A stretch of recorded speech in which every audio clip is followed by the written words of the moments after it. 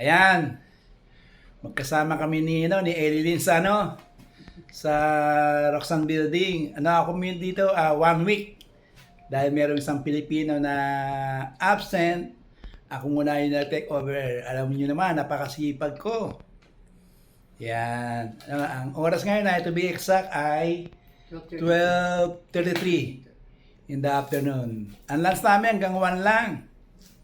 Yan. Yan ang ulam namin, no? Kita mo naman.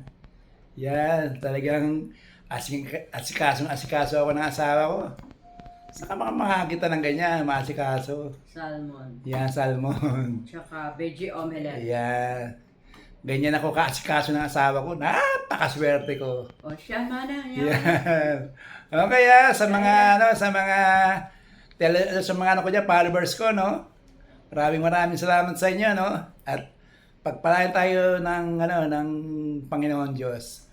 Okay, kakain muna kami ng asawa kong pinakamamahal ko. Kain tayo. Yan, okay.